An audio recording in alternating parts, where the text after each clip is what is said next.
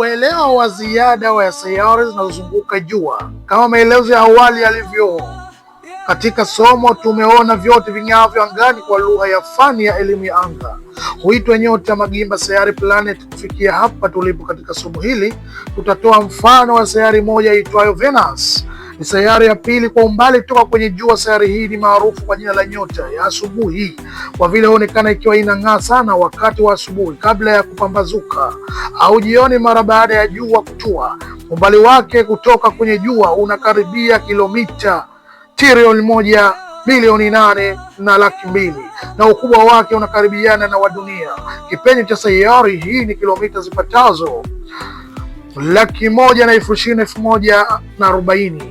Kutokana na kupanuka kwa elimu ya anga, vielezo vingi vya sayari vinapatikana kwenye chombo maalum kilichowekwa angani na wasayansi wa elimu ya anga astronomers kiitwacho satellite, ambacho hupiga picha maumbo yaliyopo angani na kuzileta duniani. Kutokana na hicho chombo tumeweka kupata habari nyingi zihusiano sayari, ambazo ni pamoja na umbali toka kwenye jua kwa kila sayari, kipenyo kwa maana ya wastani wa umbali toka katika sayari hadi kiungoni mwake. Michoro inayofuata inaonyesha umbile la kila sayari lilivyo na majina yake. Pia jedwali inayofuata inaonyesha umbali wa sayari toka kwenye jua na vipenyo vyake. Kama mfano, maumbile ya sayari, kuna moja inaitwa Pluto, Neptune, Uranus, Saturn, Jupiter, Mars, dunia, Venus, Mercury na jua.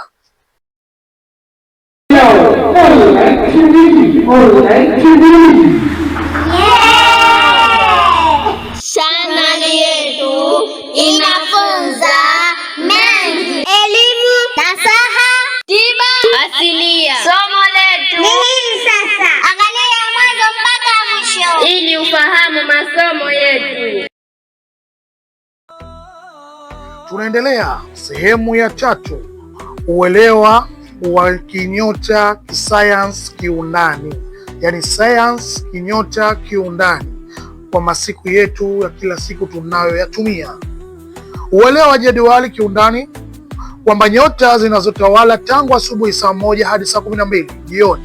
Mwanzo wa jedwali ni nyota hizo hizo zinazoonekana kutawala katika wiki, ila tofauti ni kwamba zinajirudia baada ya masaa 7, kwani ni lazima kila saa iwe na nyota inayotawala.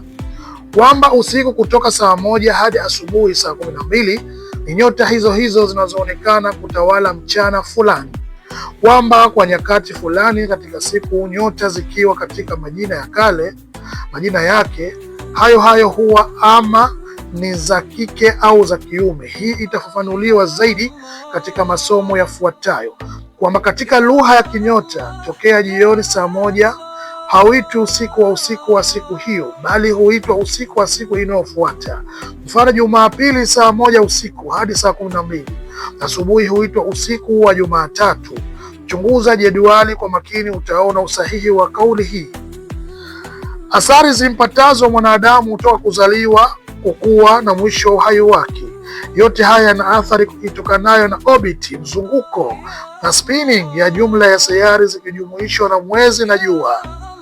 Kama nilivyoelezea awali, mipangilio ya sayari, nyota ipo katika mfumo mmoja ulimwengu katika kitabu cha kale kilichoandikwa Mashariki ya Kati kwa lugha ya huko kiitwacho kitabu kikubwa kielezacho orbit. Kimepanga utaratibu wa sayari nyota tangu saa ya kwanza ya siku hadi saa 12 kama ilivyo kwenye kitabu kingine kilichoelezea awali. Ndugu msomaji, ili upende somo hili na ulifuatilie ili hatimaye upate faida ndani yake, na kusihi uzingatie sana nukta hii. Angalia jedwali hapo chini mbele yako. Nyota Kiswahili: punda, ng'ombe, mapacha, kaa, simba, mashuke, mezani, nge, mshale, mbuzi, ndoo, samaki. Lugha ya magharibi: Aries, Taurus, Gemini, Cancer, Leo, Virgo, Libra, Scorpion, Sagittarius, Capricorn, Aquarius, Pisces, Lugha ya mashariki: Hamali, Thor, Jauza, Saratwin, Asad, Sumbulat, Mizan, Akrabu, Qausa, Jadiu Zuhal, Dalu Zuhal. Hut, sayari nyota: Mars, Mirikh, Venus, Zuhura, Mercury, Utarid, Moon,